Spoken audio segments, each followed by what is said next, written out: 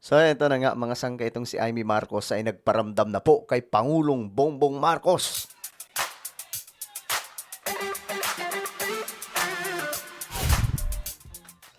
Okay, magandang oras po sa lahat ng mga kababayan po natin. Saan man dako kayo naroroon ngayon, good day. Shoutout po pala sa lahat ng mga solid sangkay na nanonood. Alright, comment down below, hashtag solid sangkay, kasama po ang inyong mga lugar. So ito na nga mga sangkay. Maganda yung pag-uusapan natin ngayon. Kasi itong si Amy Marcos, ito na. Nagparamdam na daw kay PBBM. Alright? Anyway, bago tayo magtuloy-tuloy sa mga hindi pa po dyan nakakapag-subscribe sa ating YouTube channel. Okay? Makikita nyo po yung subscribe button sa baba ng video na to. I-click nyo lamang po yung subscribe, i-click ang bell, at i-click nyo po yung all. Sa mga nanonood naman po sa Facebook, i-follow nyo po yung ating Facebook page. Okay, mga sangkay, ito kasi ang update natin ngayon. Si Amy Marcos daw ay nagbigay na po ng payo kay Pangulong BBM. Magpalakas daw po at alagaan ang sarili. Aba, ano ba to mga sangkay? Pinaplastic lang ba si PBBM dito, mga sangkay? Tingnan natin. Unahin ang kalusugan at maging mapanuri sa mga nakapaligid sa palasyo. Yan ang payo ni Senator Amy Marcos sa kapatid na si PBBM na kamakailan lamang ay isinugod sa ospital. Narito ang Agenda Weekend Report ni Ian Maghanot.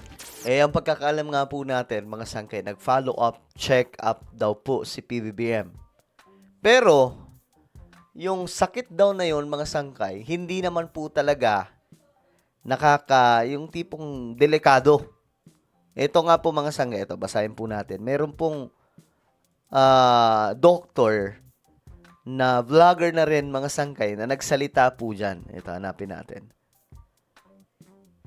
At sinabi niya po mismo mga sangkay na itong kung ano man yung naramdaman ni PBBM, ito daw po ay kumbaga normal na nangyayari mga sangkay sa lahat ng tao. Yung sumasakit yung tiyan, medyo namamagay yung kumbaga yung bituka mga sangkay.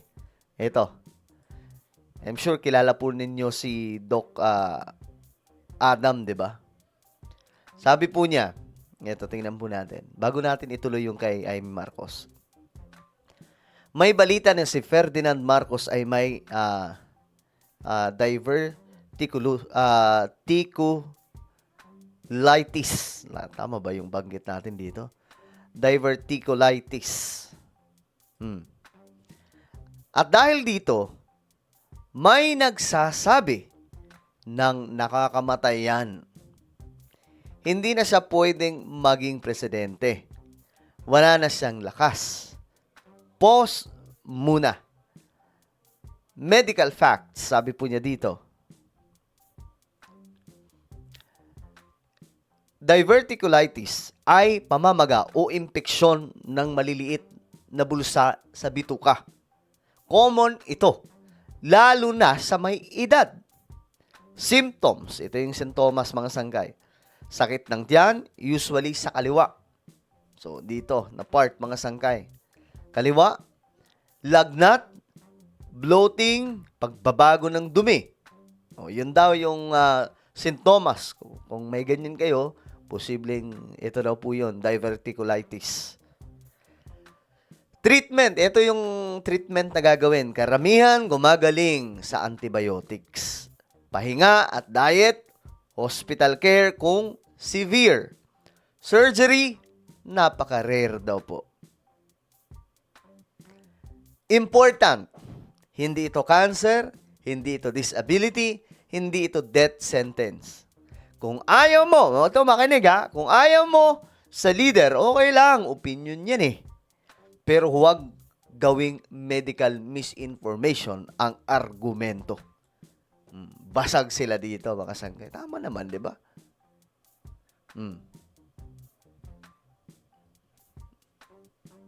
Ngayon, mga sangkay, kasi pinapakalat po ito ng iba na may delikado daw sakit si PBBM. Siguro pag-usapan natin to. mga sangkay, sa next topic natin, no? Ngayon, eto na. Balikan natin yung sinabi po ni Senadora Amy Marcos.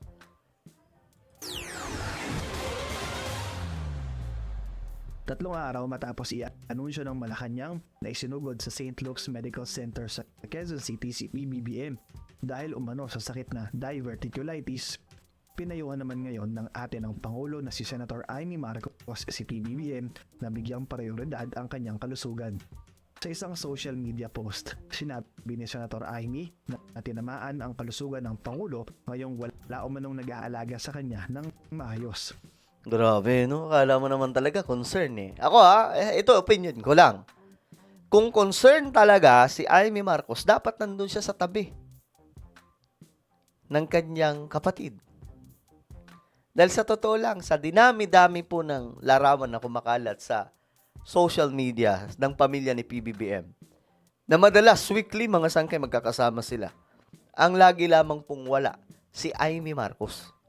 Para bagang sinasabi ni Amy, ni itong mga kapamilya ko, hindi po gumagawa ng hakbang para po protektahan si PBBM. Kumbaga, pinababayaan mga sangkay ang presidente ng Pilipinas nitong mga kapamilya nila. Diba, parang ganun yung dating mga sangkay. Na parang pinababayaan si PBBM ng kanyang mga kapamilya. Kasi madalas mga sangkay, makikita po natin si PBBM kasama po ng kanyang pamilya. Kasama pa nga po yung mga anak ni Amy Marcos. Sino lang ang wala? Si Amy Marcos, mga sangkay. So, sa madaling sabi, for me, parang baliktad po ata. Mukhang si Amy Marcos yung walang pakialam sa kapatid. Kasi siya po yung wala eh. Madalas wala po. May bago nga pong picture na nakita ko mga sangkay. Magkakasama po. Sila PBBM, sila Irene, pati po yung bunso nila na si Little Amy. 'Di ba? Tapos, nandun din po yung mga anak ni Amy Marcos. Si Senador Amy Marcos lang ang wala. Tila nagpasiring din ang senadora ng payuhan niya ang Pangulo na talikuran na ang mga anyay nakapaligid sa kanya sa loob ng palasyo. Hindi binanggit ni Amy kung sino ang mga taong kanyang tinutukoy. Wala kasing nag-aalaga sa kanya. Aba? Sino ba dyan sa Aba. paligid sa palasyo sa dinami-dami ninyo ang talagang nagmamahal sa kapatid ko? Yan lang ang tanong ko, no? Ang health niya ang bibigay. Talaga naman, kanya-kanyang agenda kayo dyan. Wala naman umaasikaso sa kanya. Kaya ang payo ng senadora sa Pangulo, Pangalagaan muna niya ang sarili niya. Magpalakas siya. Ayan, talikuran na niya lahat ng nakapaligid dyan sa palasyo. Panggulo lang yan. Wala sa kanila ang talagang nagmamahal sa kanya. Parang sinasabi ni Amy Marcos na, balik ka na ulit sa amin. Dito ka na sa amin. Wag ka na sa mga dilaw. Kasi ngayon may agam-agam, di ba, na magsasanib puwersa daw yung mga dilawan at loyalista. Hindi ko nga alam dyan kung ano po yung sagot nyo dyan. Alam nyo naman dati pa mga sangkay, di ba, na talagang may problema po tayo sa dilawan, di ba? Ang mga loyalista ay may problema sa mga dilaw. But what if, mga sangkay, magsanib puwersa ang dilaw at mga loyalista? Magdeklara si BBM ng ganun. Ano ang inyong magiging dyan? Position, di ba? nagpasaring din siya sa mga taong anya ay feeling presidente. At ayan, habang may sakit siya, kung ano-ano namang ginagawa nitong mga feeling presidente. Hoy, sino kaya yan? Sino yung mga feeling presidente na yan? Sa palasyo, hindi dapat ginagawang biro ang kalusugan ng Pangulo. Hindi rin daw dapat nagiging komedyante si Senator Amy sa pagbibigay ng kanyang advice. Ang kailangan daw ng isang taong may pinagdaraan ng karamdaman ay totoong puso at pagkalinga. Dagdag ng palasyo, huwag umanong maging plastic sa mata ng marami. Para sa agenda